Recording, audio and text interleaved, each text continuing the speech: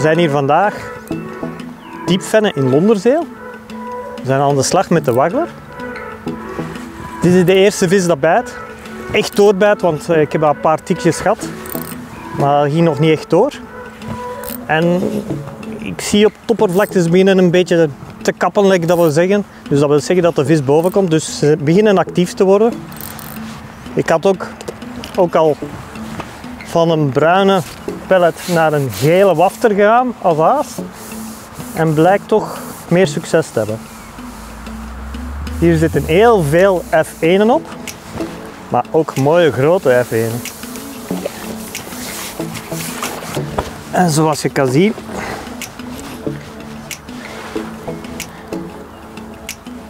wordt een hele leuke dag vandaag. Kom jongen, we gaan nu weer zetten.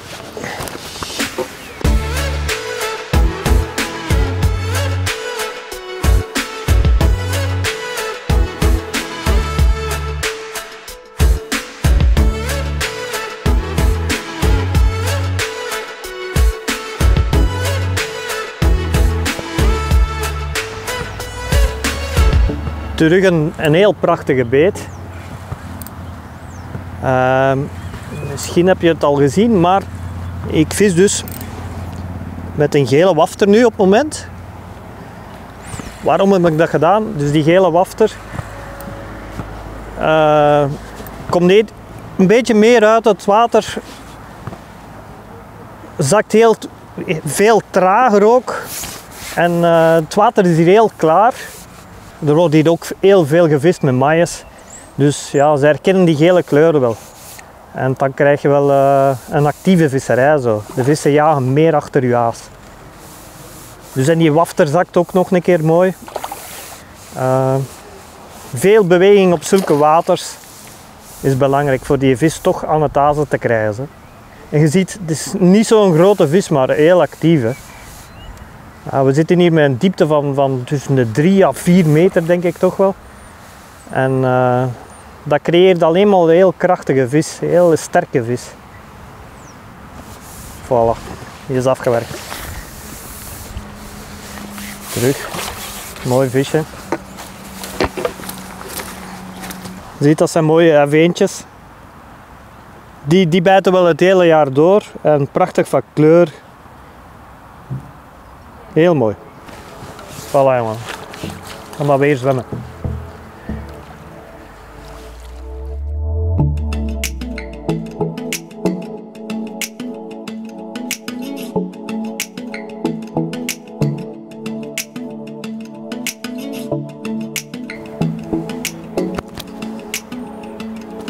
Oh, kom maar. Dat was de eerste blooper, hè.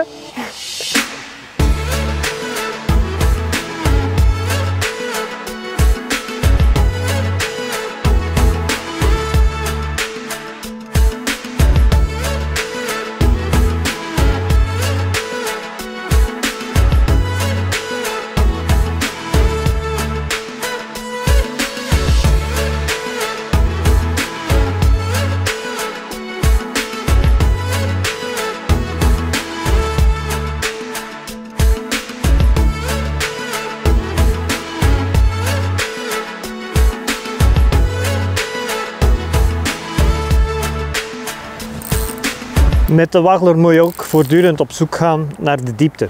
Dus wat wil dat zeggen? De juiste diepte waar dat de vis echt aan het azen is.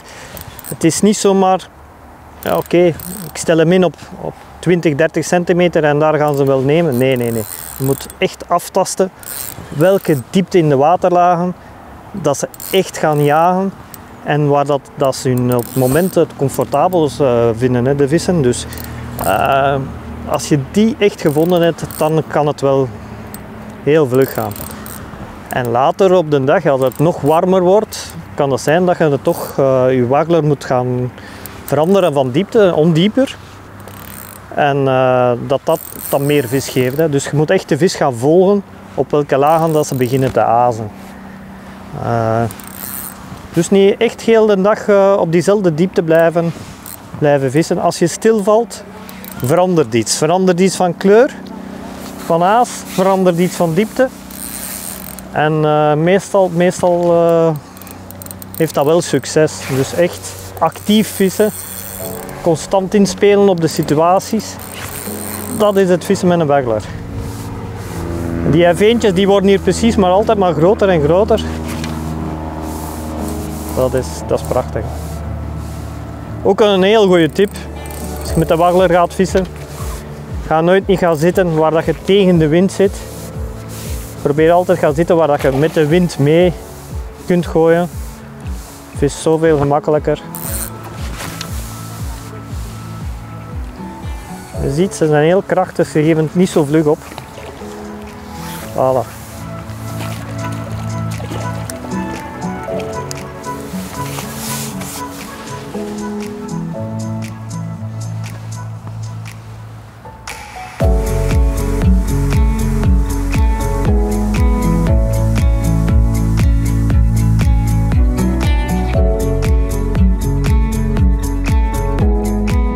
We hebben terug een beetje veranderd van diepte.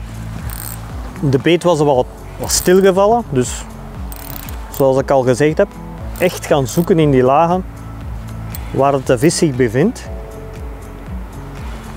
En voilà.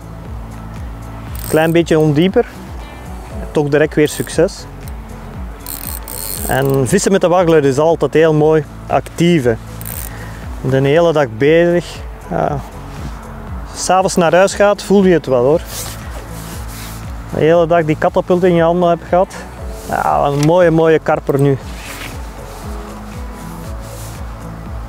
Dat is ook de mogelijkheid in die bovenste laag dat die grotere vissen zich komen opwarmen en toch dat geluid van die pellets die op het water komen. Die zijn nieuwsgierig en komen kijken wat is dat. En ja, dat krijg je de interesse van die grotere vissen ook. Hè. En je ziet, ja, dat is toch al een mooie vis. Ook prachtig in dat heller water, hoe dat je hem hier ziet boven komen. Ja, je ziet ook door het water door die vis prachtig zwemmen. Hè.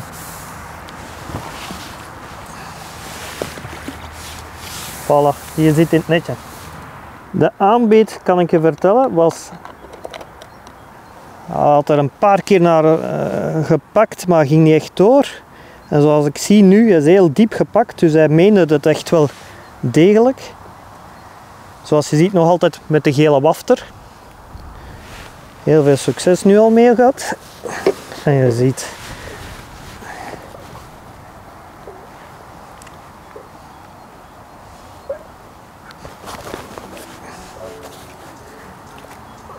Heel prachtige vissen.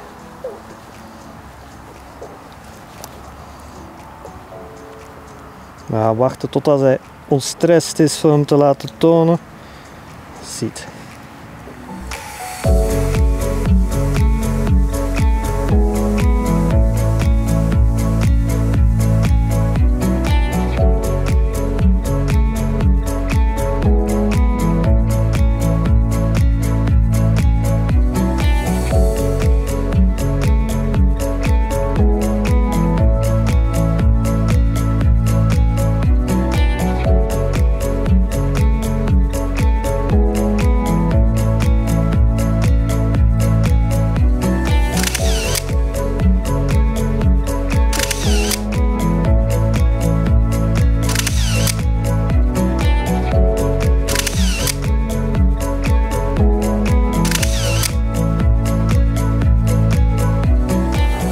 Nu gaan we het over de montage hebben waar ik mee vis vandaag met de waggler. Heel simpel. Dus van Matrix hebben we zo die pellet waggler attachments. Heel handig. Het zijn feitelijk 4 rubberen stopjes met in het midden een geschikte snaplink. Dus ik ga jullie even voordoen hoe dat die pellet waggler attachments op mijn nylon zet. Dus ik maak altijd de nylon even vochtig en je kunt feitelijk niet misdoen. Hier is een oogje op. Steekt hem door het oogje. Span het er maar aan. Nog een keer extra bevochtigen, want je zit met rubbertjes. Zoals je ziet, rubbertjes die er moeten overgaan. Het eerste erover. Snapling erover. Tweede. Derde. Vierde. En dan trek je gewoon dus het ijzertje heel kalm door je draad. Dus opschuiven nog een beetje. Voilà. Het einde van je draad erdoor trekken. Spant allemaal goed neig, want ja, je moet toch je waggler op je plaats kunnen houden. Je ziet, voilà, hij is erdoor, trekt er hem door. En alles mooi op zijn plaats zetten. Goeie tip, doe het nooit droog, altijd een beetje bevochtigen voordat je opschuift. Dan het volgende wat ik doe, is gewoon, ik werk in een lusje. Een overloops lusje maken gewoon. Probeer dit zo klein mogelijk te houden. Een grote lus gaat de vis onder water goed zien. Klein lusje, zie je? En we korten dat in, dat lusje. Zoals matrix schaar korten we dat in. Niet te kort ook, een klein beetje laten hangen. Dat de nylon nog een beetje kan opschuiven. Dan hebben we dit als montage. Dit lusje komt dus de onderlijn in lus. En hier, op de snaplink, komt onze waggler dus aangezet. Zoals je ziet, die snaplink heeft een mooie boog. Dat geeft dus ook de vrijheid aan je waggler om te bewegen. Dus zodra dat hij het water raakt, kan die vrij bewegen en heel vlug gaan rechtstaan. Dus vergelijk hem maar een keer thuis met een andere snaplink die gewoon voor een feederkorf is.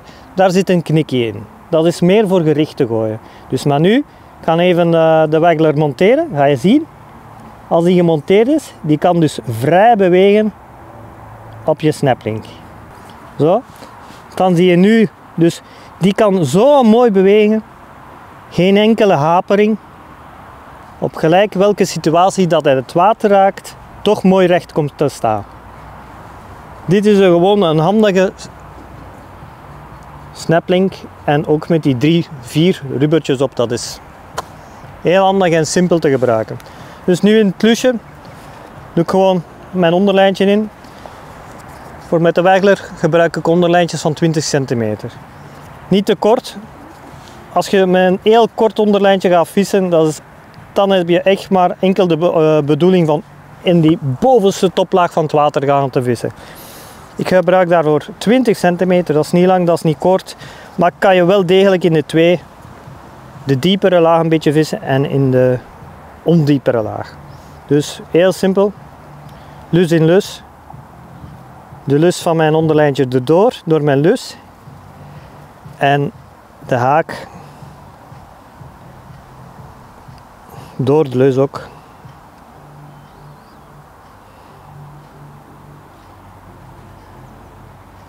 En je ziet, ik draag ook een bril, dus ik zie niet goed meer. Allemaal niet zo handig dan. En je probeert altijd heel fijn te vissen. Trek die erdoor. En je ziet, lus in lus noemen ze dat. En dit is mijn montage.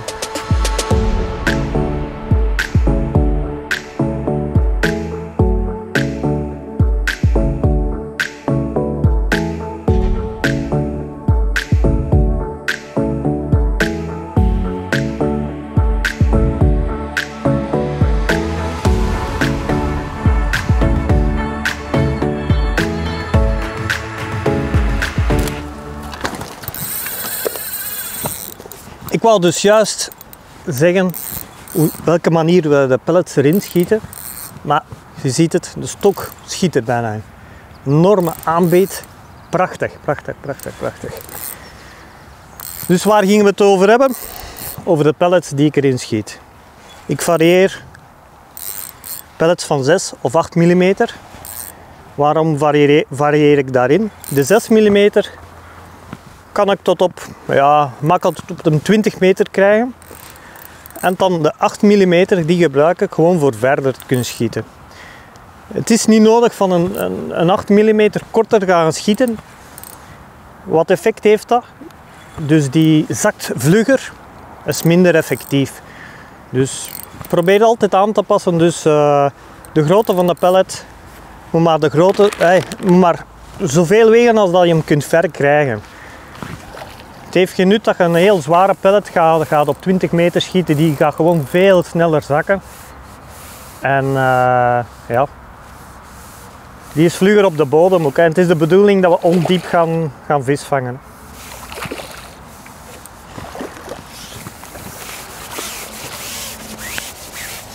Voilà jongen.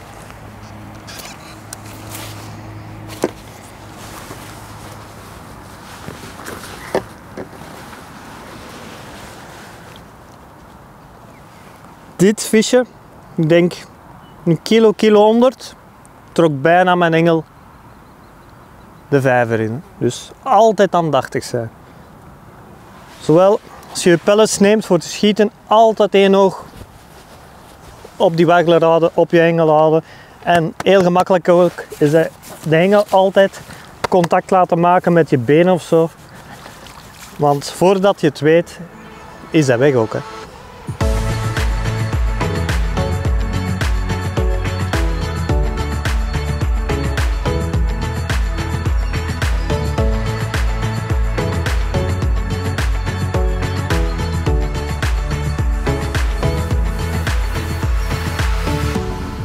De pellet wagglers die ik gebruik vandaag bestaan dus in 6, 8, 10 en 12 gram. Een goede raad, ga geen 12 gram gebruiken voor heel dichtbij te vissen. Gebruik de gram die je wilt, dat juist tot op je plek geraakt.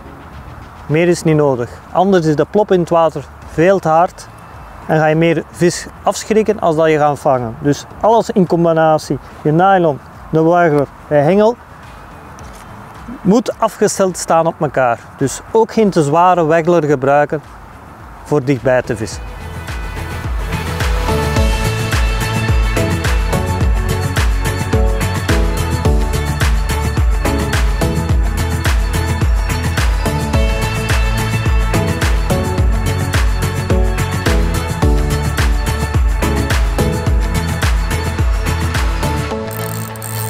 We hebben weer een heel krachtige beet gehad.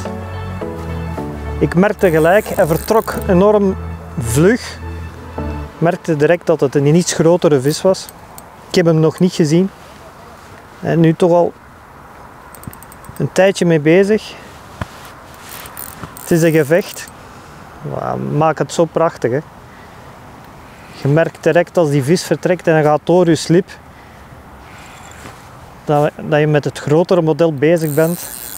Kijk nu, hij komt bijna uit de diepte naar boven. Ik ben benieuwd wat het gaat zijn. Hij heeft er bijna af. Voilà. Hij zit netje. Deze gaan we wel mooi op ons onthaakmat leggen voor te onthaken. Je ziet, dat is toch een vis van, ik denk zo rond de 8 kilo. Prachtige vis.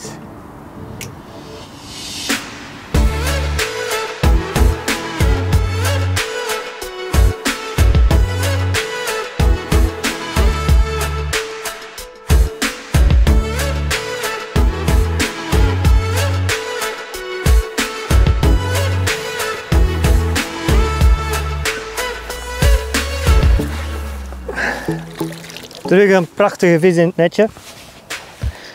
Je kan zien, dat is een mooie van weer, toch een 6, 7 kilo. Vandaag super geamuseerd met de waggler. Prachtige dikke vissen. Ik hoop dat jullie het een leuke film vonden van ons.